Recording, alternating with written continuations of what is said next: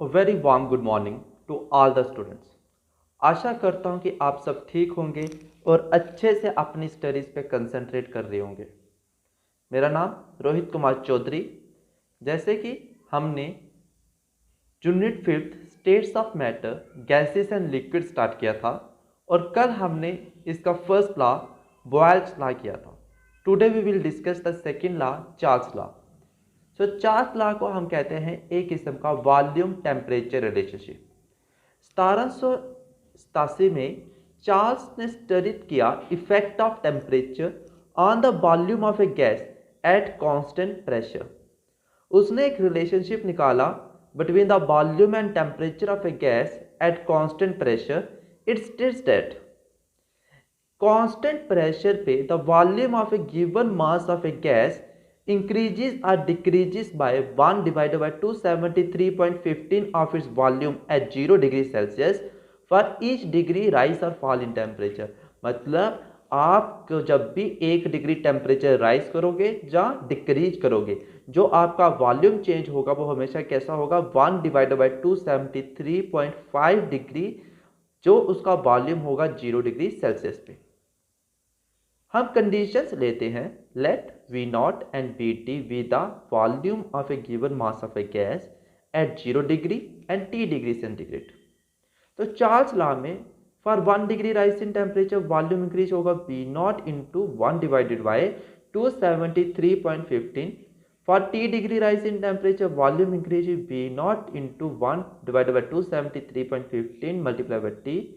तो वॉल्यूम क्या हो गया टी डिग्री सेल्सियस पे, initial volume plus increase volume, जो आएगा V T is equal to V nought 273.15 plus T divided by 273.15 equation first. Absolute और केल्विन स्केल ऑफ टेम्परेचर, जब हम एक ग्राफ प्लॉट करते हैं कांस्टेंट प्रेशर पे बिटवीन वॉल्यूम जो हम वाई एक्सिस पे लें और टेम्परेचर अलोंग एक्स एक्सिस, एक स्ट्रेट लाइन ऑब्टेन होती है जो हमने फिगर में बताया है। जब हम इसी लाइन को एक्स्ट्रापोलेट करते हैं टू ए लोअर टेम्परेचर, जो हॉरिजेंटल एक्सिस को टच करती है with respect to zero volume, the temperature, वो टेम्परेचर जहां पे वॉल्यूम जीरो होगा वो होता है -273.15 डिग्री सेल्सियस।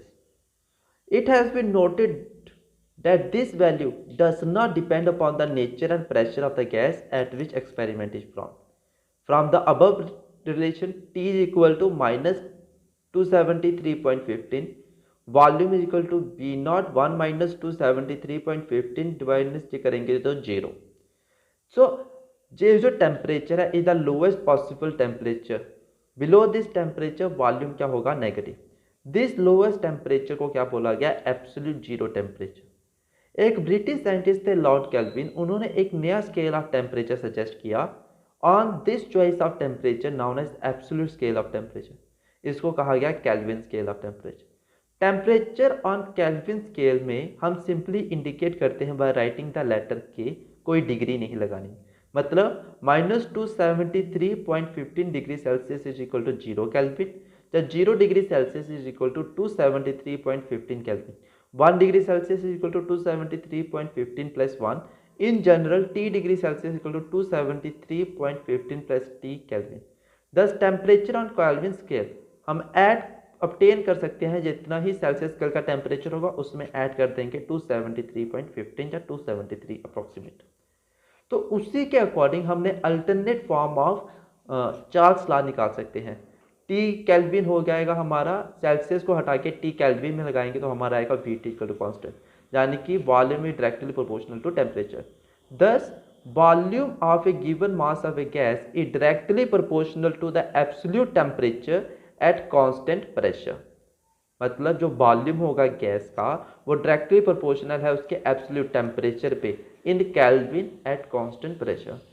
यानी कि if V1 with the volume of the given mass of a gas at temperature T1 or V2 with the volume of the same mass of the gas at temperature T2 at constant pressure, then according to Charles law V1 upon T1 is equal to V2 upon T2, mass और pressure क्या रखेंगे, constant। This law can be illustrated by volume temperature graph।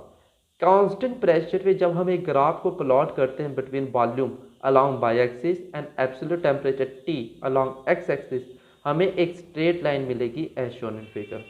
Slopes of different lines at different pressure are different. But at zero volume, all the lines meet the temperature axis at minus 273.15. Each line versus temperature graph at different pressure उनको कहा जाता है isobars. So this is your Charles law. With this, your today lecture is over. Thank you students and have a very nice day.